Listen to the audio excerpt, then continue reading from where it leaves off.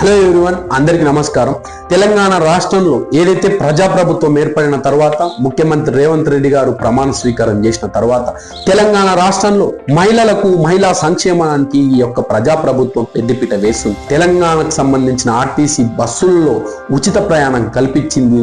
ఏదైతే దీని ద్వారా ఏదైతే నిరుపేదలు అనుకోండి, మధ్యతరగతి కుటుంబాలు అనుకోండి చాలా వరకు లబ్ధి చెందినారు.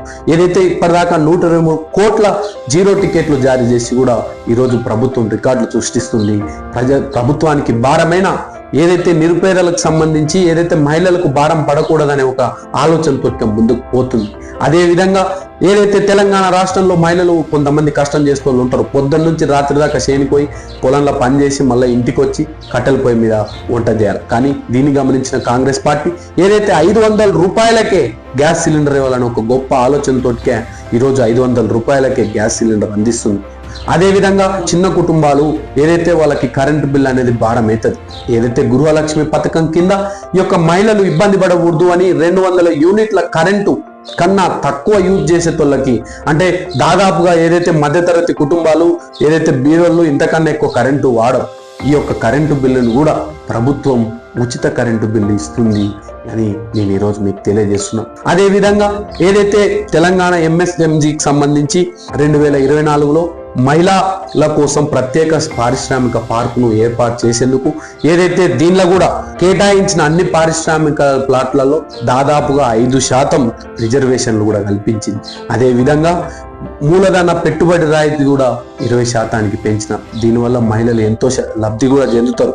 అదేవిధంగా ఇందిరా మహిళా శక్తి పథకం ద్వారా ఏదైతే 5 సంవత్సరాల్లో దాదాపుగా 1 లక్ష కోట్ల వడ్డీ లేని రుణాలు ఇవ్వాలని కూడా నిర్ణయించింది. అదేవిధంగా 64 లక్షల మహిళా SHG సభ్యులకు కూడా 10 లక్షల రూపాయల బీమా కూడా ఇవ్వాలని నిర్ణయించింది.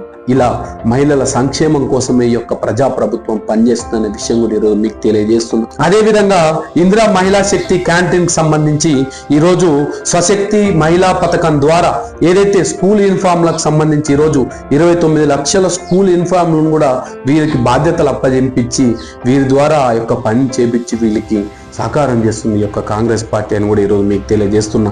అదే విధంగా ఏదైతే ఇందిరా మహిళా శక్తి పథకం కింద SHG ఉత్పత్తులను ప్రోత్సహించడానికి దాదాపుగా 106 షాపులను ఏర్పాటు చేసి వీళ్ళ యొక్క ఉత్పత్తుల్ని కూడా ప్రజలకు అందేలా వీళ్ళకి వెనుకల నుండి సపోర్ట్ చేస్తుంది. ఇలా చెప్పుకుంటూ పోతే అనేక పథకాలు కూడా తీసుకొచ్చింది.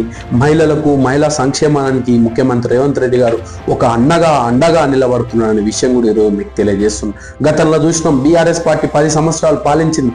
ఎక్కడికి పోయినా ఏదైతే మహిళలను అవమానించడం, కనీసం రాజకీయంగా కూడా వాళ్ళు మొన్నటిదాకా మహిళా మంత్రిని కూడా తీసుకోలే అనే విషయం కూడా ఈరోజు మీకు తెలియజేస్తున్నాం. వారికి మహిళల పట్ల ఎలాంటి గౌరవం లేదు. కానీ ముఖ్యమంత్రి రేవంత్ రెడ్డి గారికి ఒకే సంవత్సరంలోనే మహిళలు మంచిగుంటేనే తెలంగాణ రాష్ట్రం బాగుంటుందనే ఒక ఆలోచనతో ఈరోజు ముందుకు పోయి మహిళలకు అండగా నిలబడుతున్నాడనే విషయం కూడా ఈరోజు మీకు తెలియజేస్తూ జై తెలంగాణ.